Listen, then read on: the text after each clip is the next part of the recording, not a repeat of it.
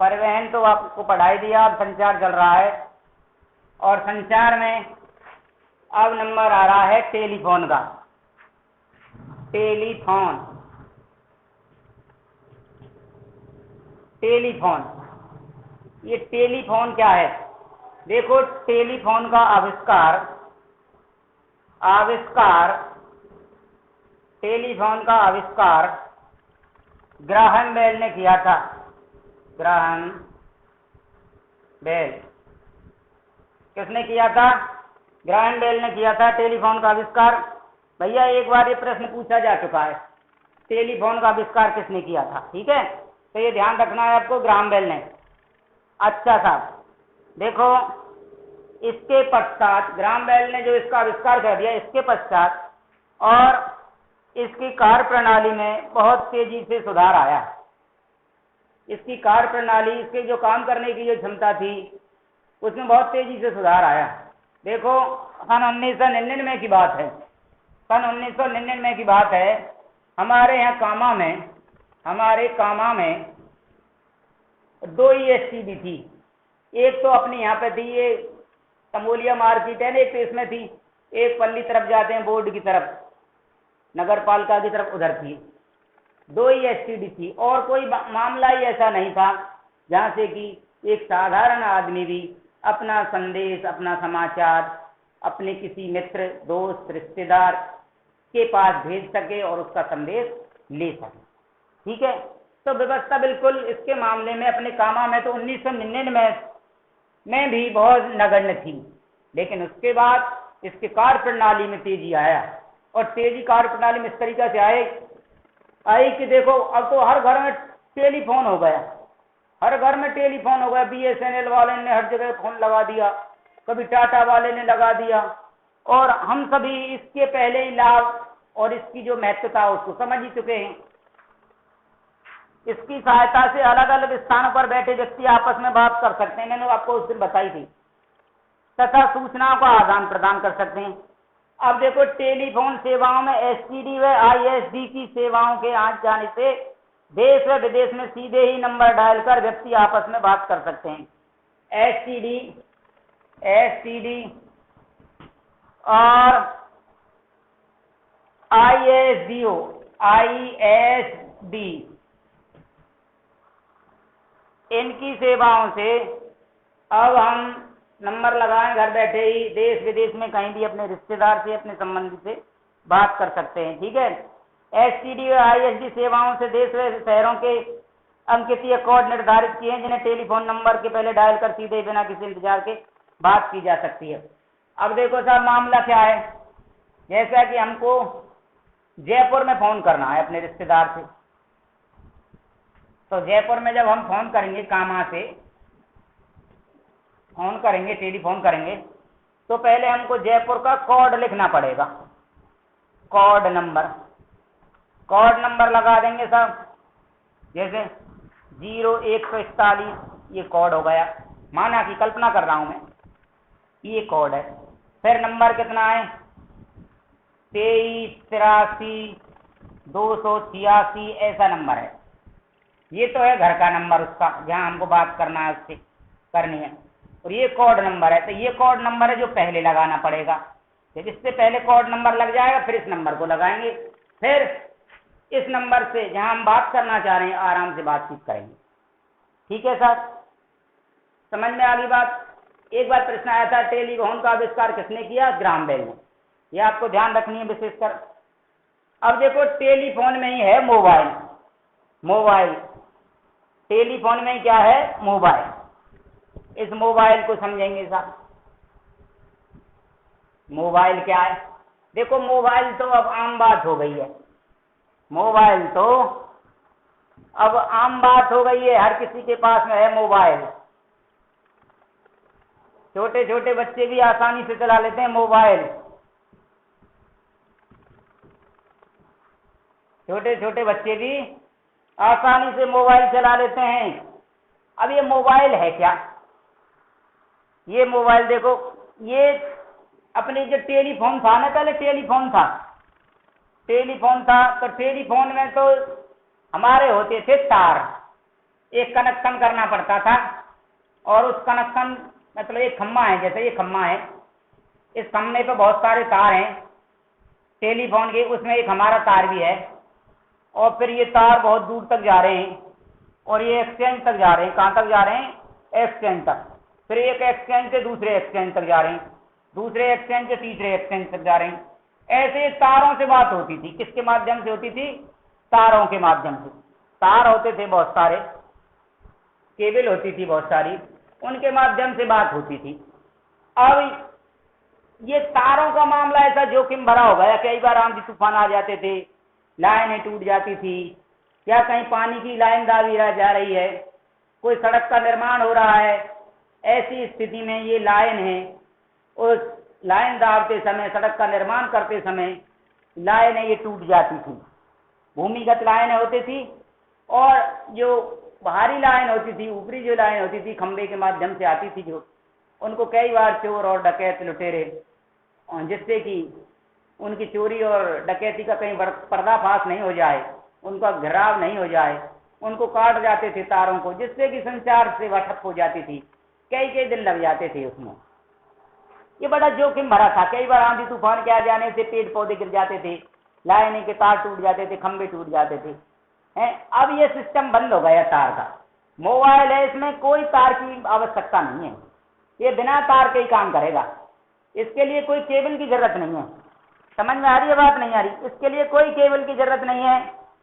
ये एक ऐसी सेवा है जिसमें ना कोई तार है, ना कोई केबल है, और इसको हम अपनी जेब में भी रख सकते हैं, अपने साथ भी ले जा सकते हैं। खेत का काम करने वहां चले गए हम सब, हम दिल्ली घूमने के लिए जा रहे हैं, अपने फोन को साथ में ले जा रहे हैं सब, मोबाइल को वहां बात करेंगे साहब। हम कहीं चले जाओ, अपने साथ ले जाओ, ले आओ, अपने साथ ले आओ। अपने पास हमारा संदेश वाहक हमारे पास है हमेशा। जब हमको जैसी भी जरूरत पड़ेगी, हम तुरंत ही मोबाइल से अपना संदेश जहाँ करना चाहिए वहां संदेश करेंगे, भेजना चाहिए भेजेंगे, लेना चाहिए लेंगे। ठीक है साहब? मोबाइल सेवाओं से किसी भी व्यक्ति को सीधे ही बात की जा सकती है। मोबाइल सेवाओं द्वारा तीव्र गति की इंटरनेट सेवाएं 3G 4G उपलब्ध है। ये कल भी मैंने बताया था। इंटरनेट, भैया ये इंटरनेट क्या है, ये ध्यान रखना है आपको। इंटरनेट 3G 4G, ये तुम्हारी जो सेवाएं चलती है ना, इंटरनेट नेट चलता है, हम रिजल्ट निकालते हैं, 10वीं का रिजल्ट आ गया, 12वीं का रिजल्ट आ गया, ये तो हमारी उस नेट का नाम है, लाइन का नाम है। 3G चल रही है, 4G चल रही है, कौन की गति अधिक है, कौन की कम है। तो ये सब कुछ हम मोबाइल के द्वारा ही कर सकते हैं। इसके बावजूद, इसके अलावा इसमें वीडियो कॉलिंग की सुविधा भी है। अब वीडियो कॉलिंग होती है। अब आपकी जो क्लास लग रही है, ऑनलाइन लग रही है, ये मोबाइल की वजह से ही तो लग रही है। आप अपना यूट्यूब चलाइए, कहीं भी आप अपना निकाल करके देख लीजिए बजरंग क्लास है, और आपकी क्लासें आ जाएंगी साहब। तो ये क्या हो रहा है? ये वीडियो कॉलिंग ही है भाई। विभिन्न मोबाइल एप्लीकेशन ने भी संचार सेवाओं को आसान व तीव्र बना दिया है, तथा दिन प्रतिदिन इन सेवा में नई तकनीक का आविष्कार हुआ है। भैया इसमें दो बात आपको ध्यान रखनी है। ये प्रश्न एक तो इंटरनेट वाला है, ये ज्यादा महत्वपूर्ण है। इंटरनेट वाला तो विशेषकर आपको ध्यान रखना ही पड़ेगा। और एक है टेलीफोन वाला। टेलीफोन और इंटरनेट, इन दोनों आपको अच्छी तरीका से याद करने। आपका ये टॉपिक है जो आज खत्म हो गया, पाठ खत्म हो गया है। इसके बाद अब तुम्हारा अगला पाठ है, और अगला पाठ है तुम्हारा जो चलने वाला है आज, उसका शुभारंभ करेंगे।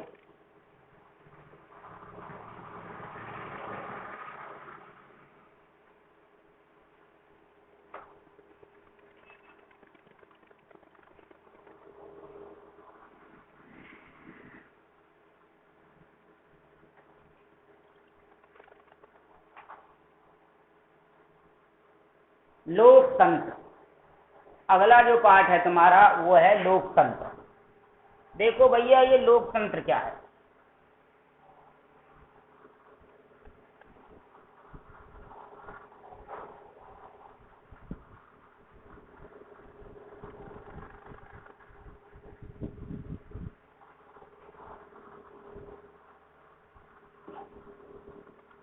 लोकतंत्र, लोकतंत्र भैया शासन के स्वरूप होते हैं, सत्ता या शासन, सत्ता या शासन के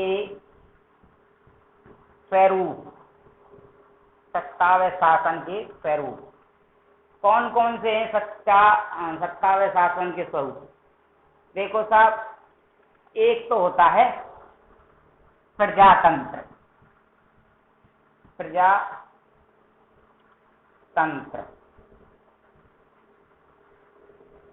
एक नाम और है इसका जनतंत्र, एक नाम और है इसका लोकतंत्र। क्या नाम है इसका? प्रजातंत्र, जनतंत्र और लोकतंत्र। दूसरे वाला है तानाशाही, तानाशाही। और तीसरा है भैया राजतंत्र, राजतंत्र। ठीक है साहब, ये सत्ता के स्वरूप हैं, शासन के स्वरूप हैं। समझ में आ रही है बात? प्रजातंत्र, देखो तंत्र का मतलब होता है, तंत्र का मतलब होता है शासन। तंत्र का मतलब क्या होता है? शासन। प्रजा का मतलब होता है जनता, जन का मतलब होता है जनता, लोक का मतलब होता है जनता, अर्थात जनता का शासन। प्रजा का मतलब होता है जनता, प्रजातंत्र का मतलब जनता का शासन, प्रजातंत्र का मतलब जनता का शासन। ठीक है सर। उसी प्रकार तानाशाही, तानाशाही का मतलब होता है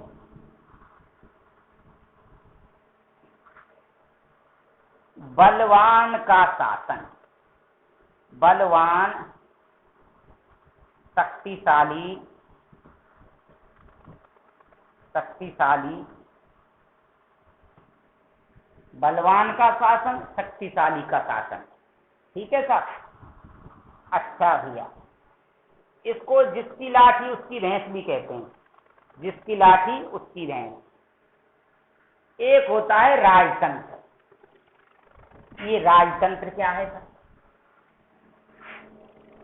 ये राजतंत्र क्या है? राजतंत्र को बताएंगे। देखो राज का मतलब होता है राजा का, राज का मतलब होता है राजा का, और तंत्र का मतलब होता है शासन। तंत्र का मतलब क्या होता है? शासन। किसका शासन? राजा का शासन। राजतंत्र का मतलब क्या हो गया? राजा का शासन। ठीक है सर।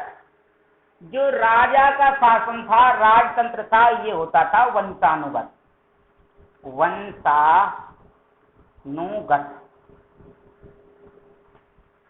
अब भैया ये वंशानुगत क्या है ये बताओ हम। राजतंत्र राजा का शासन, तानाशाही बलवान का शासन, शक्तिशाली का शासन, प्रजातंत्र, जनतंत्र, लोकतंत्र, जनता का शासन। समझ में बैठ की बात?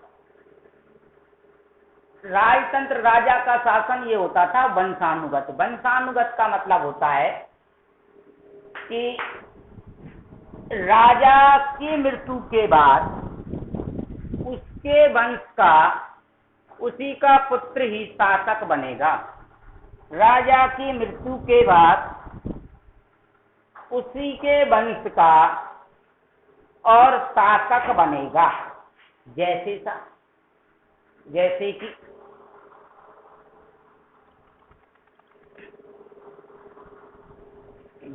कि साहब हम बताते हैं तुम्हारे लिए।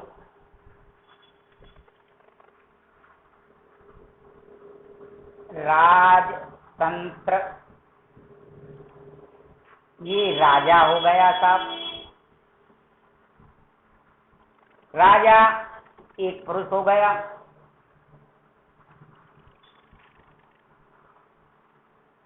राजा क्या हो गया? एक पुरुष हो गया। अब जब तक ये जीवित है, जब तक तो ये राजा है भाई।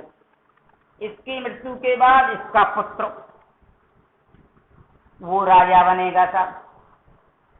इसकी मृत्यु के बाद राजा कौन बनेगा? इसकी मृत्यु के बाद इसका पुत्र राजा बनेगा साहब। ये राजा बन गया साहब। फिर इसके बाद इसका पुत्र राजा बनेगा साहब। इसके बाद इसका पुत्र राजा बनेगा साहब। अब देखो एक मामला और था यहाँ। देखो राजा के एक पुत्र तो होगा ही नहीं।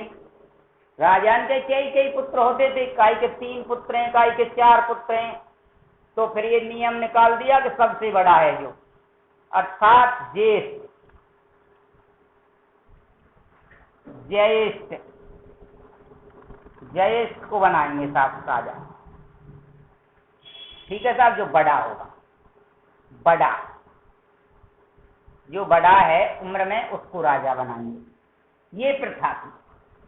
और ये प्रथा कैसी थी? ये प्रथा ठीक नहीं थी। देखो, जरूरी नहीं है राज्य करने वाला जो राजा है योग्य हो। जरूरी नहीं है राजा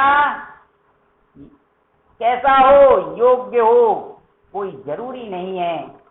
ठीक है, जरूरी नहीं है राजा योग्य हो सकता है राजा योग्य है, उसका पुत्र योग्य नहीं हो, उसका पुत्र योग्य नहीं हो। उसके बाद वो तो योग्य हो, लेकिन उसका पुत्र बनेगा जो राजा, हो सकता है वो राजा बनने के योग्य नहीं हो, लेकिन फिर भी राजा वही बनता था। देखो राजा का काम क्या था?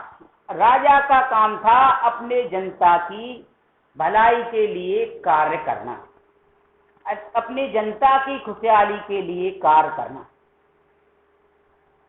अपनी जनता की भलाई के लिए कार्य करना, खुशहाली के लिए कार्य करना, अपनी प्रजा के हित के लिए कार्य करना, ये काम था राजा। और राजा उसको करते भी थे जैसे भी उनमें था। लेकिन तुम एक बात सोच करके देखो, यदि राजा योग्य होगा तो जनता अर्थात प्रजा जिस पे वो शासन करता है,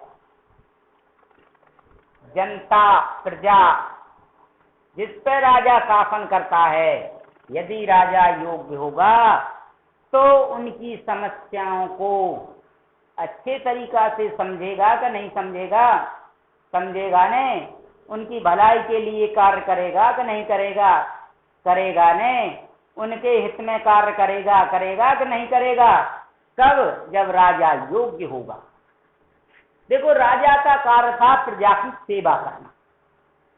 और प्राचीन काल में तो जनता राजा को ईश्वर का प्रतिनिधि मानती थी। जनता राजा को क्या मानती थी? ईश्वर का प्रतिनिधि, ईश्वर का अवतार मानती थी कि तो स्वयं परमात्मा है, राजा है, जो परमात्मा है, परमपिता परमेश्वर है, या उसी का बनाया हुआ कोई विशेष व्यक्ति है। इतना सम्मान करती थी जनता राजा का जितना ईश्वर का करते हैं। राजा की कहीं बुराई नहीं करते थे। ठीक है, राजा पे आंख मूंद करके विश्वास करते थे। बताओ, लेकिन तुम कल्पना करके देखो, यदि राजा योग्य है तो जो जनता की इच्छाएं थी, जनता की जो आकांक्षाएं थी, जनता जो समझ रही थी, उन पर खरा उतरेगा। और यदि राजा योग्य नहीं है, अयोग्य है, तो वो अपनी भलाई के लिए कार्य करेगा, जनता की भलाई के लिए कार्य नहीं करेगा। कई बार देखो, जब राजा राज्य करते थे, जनता की सेवा करते थे, तो जनता राजा को चंदा हुआ करके कर देती थी। सब कर का मतलब टैक्स देती थी राजा के लिए, और राजा के पास बहुत सारा धन हो जाता था, बहुत सारे पैसे होते थे, माल होता था, खजाना होता था। उस कर के रूप में जो प्राप्त करता था राजा, माल, खजाना, धन दौलत, उस सब को जनता की भलाई के लिए कार्य करता था। ये मामला था।